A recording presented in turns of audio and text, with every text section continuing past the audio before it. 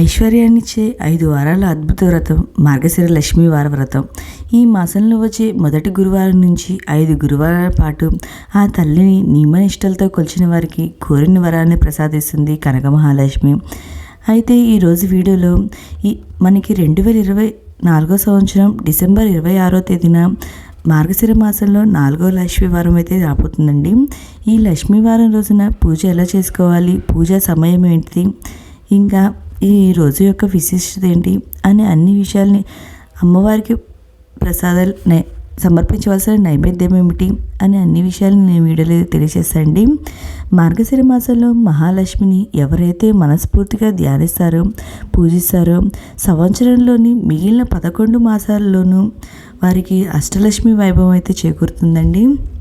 మనకున్న అన్ని ఆర్థిక ఇబ్బందులు అనేవి తొలగిపోతాయండి. ఆ లక్ష్మీ అమ్మవారి కరుణా కటాక్షాలు అయితే పొందాలనుకునే వారంతా మార్గశిరంలో ప్రత్యేక పూజలు చేస్తూ అమ్మవారికి దగ్గర అవుతూ ఉంటామండి. మార్గశిర లక్ష్మీ పూజ 5 గురువారాలు చేయవలసిన ఐశ్వర్య వ్రతము. ఈ నెలలో కనుక 4 లక్ష్మీ వారాలు వస్తే 5వ వారంగా పుష్యమాసంలోని తొలి గురువారం నాడు మనం ఈ వ్రతాన్ని అయితే ఆచరిస్తాము. మనకి 5 వారాలు కుదరకపోయినా కనీసం 1 వారమైనా ఈ మార్గశిర లక్ష్మీ వారాల్లో పూజ అయితే చేసుకోండి, చాలా మంచిది. మనకి ఆల్రెడీ 3 వారాలు అయితే అయిపోయిందండి. ఇప్పుడు ఇంకా 4వ వారం అయితే రాబోతుంది. ఈ వ్రతాన్ని 4వ వారమైనా చేసుకోవచ్చండి, చాలా మంచిది. ఎవరైనా ఇప్పటిదాకా చేసుకోలేని వాళ్ళు ఉంటే ఈ వారమైనా ఈ అమ్మవారికి పూజ అయితే చేసుకోండి. మనకున్న అన్ని ఆర్థిక ఇబ్బందులు, మనకున్న అన్ని బాధలు అనేది, ఆరోగ్యము అన్నీ చేకూరుతుంది, సిరి సంపదలు అన్నీ చేకూరుతాయండి అమ్మవారిని పూజించడం వల్ల. మనం ఈ పూజని సపరేట్గా పీఠం ఏర్పాటు చేసుకోవచ్చు, లేదా పూజా మందిరాన్ని చేసుకోవచ్చండి. నేను ఇక్కడ సపరేట్గా పీఠం అయితే ఏర్పాటు చేసుకుంటున్నాను. చేసుకొని అమ్మవారి ఒక పీట పైన 3 గుప్పెల బియ్యం వేసుకొని, ఒక క్లాత్ వస్త్రాన్ని పరుచుకొని, వాటిపైన 3 గుప్పెల బియ్యం వేసుకొని అమ్మవారి చిత్రపటం అయితే పెట్టుకున్నాండి. ఒకవేళ మీ దగ్గర విగ్రహం ఉంటే విగ్రహం పెట్టుకొని అయినా చేసుకోవచ్చండి. కొంతమందికి ఈ వ్రతాన్ని కలశం పెట్టుకొని చేసుకునే ఆనవాయితీ ఉంటుంది, కొంతమంది కలశం లేకుండా చేసుకోవచ్చు. కలశం పెట్టుకునే ఆనవాయితీ ఉంటే కలశం పెట్టుకొని అయినా ఈ వ్రతాన్ని ఆచరించవచ్చండి. నేను ముందుగా ఇక్కడ మనం గణపతికి పూజ అయితే చేసుకోవాలి. మనం చేసే పనులు ఎటువంటి ఆటంకాలు ఉండకూడదని ముందుగా ఆ గణపతికి పూజ చేసుకోవాలంటే గణపతికి ధూపం, దీపం, నైవేద్యంగా బెల్లాన్ని సమర్పించాలి. నేను ఇక్కడ పసుపుతో గౌరీ అమ్మవారిని చేసుకొని పూజలు అయితే పెట్టుకుంటున్నాను అండి. ఈ వారము గౌరీదేవిని కూడా పూజ చేసుకొని చక్కగా పూలు అనేది సమర్పించుకున్నాను. ఇంకా నా దగ్గర పూజలో కామాక్షమ్మ దీపము, లక్ష్మీ అమ్మవారి విగ్రహం ఉంటే అది పెట్టుకుంటున్నాను అండి. మీ దగ్గర విగ్రహం ఉంటే పెట్టుకొని అమ్మవారికి చక్కగా అభిషేకం అనేది కూడా చేసుకోవచ్చండి. నేను 3వ వారం అమ్మవారికి అభిషేకం అనేది చేసుకున్నాను. ఒకవేళ మీరు ఎప్పుడైనా అభిషేకం అయినా చేసుకోవచ్చండి, లేదా నార్మల్గా పూజ అనేది చేసుకోవచ్చు. ఇంకా సాక్షాత్తు ఆ లక్ష్మీవారు అమ్మవారు ఈ కథలో చెప్పినట్టుగా నేను కొలత పాత్రను అయితే పెట్టుకున్నా అండి.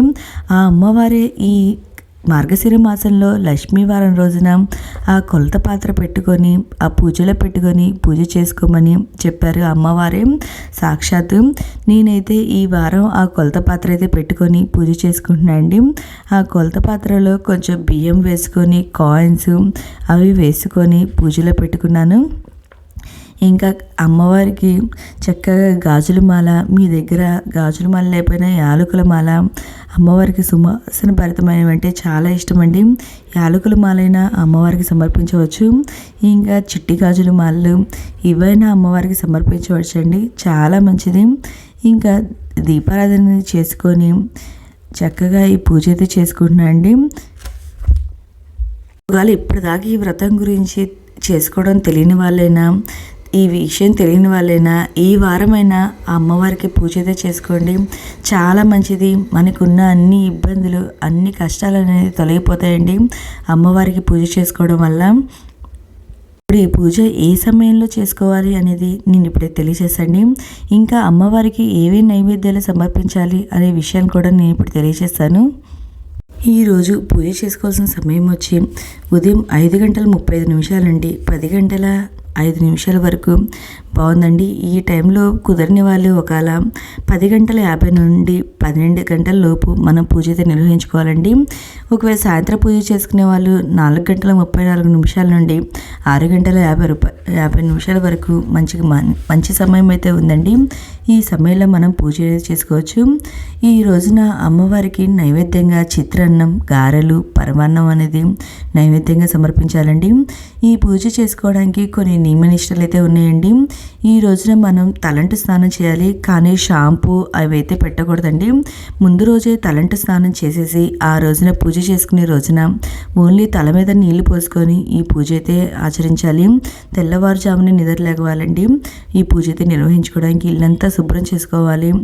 ఇంకా మనం ఈ రోజున నాన్ వెజ్ అనేది తినకూడదు, కిందే పడుకోవాలి. మధ్యాహ్నం సమయంలో వీటి సమయంలో ఈరోజు నిద్రపోకూడదండి, అబద్ధం ఆడకూడదు. ఇంకా ఈ రోజున మనం ఎలాంటి డబ్బులు అనేది ఖర్చు పెట్టకుండా ఉండాలి. నేను ఇక్కడ అమ్మవారికి అష్టోత్తరం అనేది చదువుకున్నాండి. మీకు వస్తే అమ్మవారి అష్టోత్తరం చదువుకుంటా అమ్మవారి దగ్గర పూజ అయితే చేసుకోండి. ఇంకా కనకధర స్తోత్రం చదివినా చాలా మంచిదండి. అమ్మవారి అష్టోత్తరాలు, కనకధర స్తోత్రం కానీ పారాయణం చేయొచ్చు. ఇంకా అమ్మవారికి ఈ నైవేద్యంగా అనేది సమర్పించి ఈ పూజ అయితే పూర్తి చేసుకున్నా అండి. ఒకవేళ మీరు నైవేద్యాలు ఇవన్నీ చేయలేకపోయినా అమ్మవారికి కొంచెం అన్నము, బెల్లము ముక్క ఇవి సమర్పించిన చాలండి, చాలా మంచిది. ఒకవేళ కుదరని వాళ్ళు ఇలా అయినా పెట్టవచ్చు. ఇంకా ఈ రోజున తల అయితే దువ్వకూడదండి, తల చిక్కు తీయకూడదు, అంటే తలలో దువ్వెలు అనేది పెట్టకూడదండి. ఈ రోజున చాలా నియమ నిష్టలతో మనం ఈ వ్రతాన్ని ఆచరించాలి. ఈ వ్రతం అంతా అయిపోయాక చాలామంది అన్ని వ్రతాల్లో మనం ఉద్వాసన అనేది పలుకుతాము, కానీ మార్గశిర లక్ష్మి వారి వ్రతంలో ఉద్వాసన అనేది పలకవండి. ఎందుకంటే ఉద్వాసన అంటే అమ్మని వెళ్ళి రమ్మని చెప్పడము, కానీ మనం లక్ష్మీ అమ్మవారు శిష్ట వేసుకొని మన ఇంట్లోనే ఉండాలి అనుకుంటాం, కానీ వెళ్ళి రమ్మని చెప్పము కదండి. అందుకే ఉద్వాసన అనేది పలకము, కానీ కొన్ని ప్రాంతాల్లో ఉద్వాసన అనేది పలుకుతారండి. మీకు ఆచారం ఎలా ఉంటే అలా చేసుకోవచ్చండి, ఏం పర్వాలేదు. నేను ఈ వారం అయితే ఇలా పూజ చేసుకున్నాండి. అమ్మవారు చెప్పినట్టుగా కొలత పాత్ర పెట్టుకొని నేను ఈ పూజ అయితే చేసుకున్నాను. ఇంకా ఈ రోజున ఉపవాసం ఉండాలంటే మనం పూజ అయ్యేదాకా ఏమీ తినకుండా ఉపవాసం ఉండి ఈ పూజ చేసుకుంటే సరిపోద్దండి. మనం పూజ అనంతరం తినవచ్చు, ఏం పర్వాలేదు. ఒకవేళ రోజు మొత్తం ఉపవాసం ఉండాలి అనుకునే వాళ్ళు మీ ఇష్టమండి, ఉండవచ్చు. కానీ ఈ ఉపవాసం ఉండాలని అమ్మవారు ఏమీ చెప్పలేదు. పూజ అయ్యేంత వరకు ఏమీ తినకుండా మనం ఈ పూజ చేసుకుంటే సరిపోద్దండి. ఓకే అండి, మీకు ఈ లక్ష్మీ వారం గురించి ఏమైనా సందేహాలుంటే నాకు కమెంట్ బాక్స్లో కమెంట్ పెట్టండి. ప్రతి ఒక్కరికి రిప్లై అనేది ఇస్తాను. మీకు ఈ వీడియో నచ్చినట్లయితే లైక్ చేయండి, మీ ఫ్రెండ్స్ అండ్ ఫ్యామిలీ మెంబర్కి షేర్ చేయండి. Thank you for watching. Subscribe చేసుకోండి.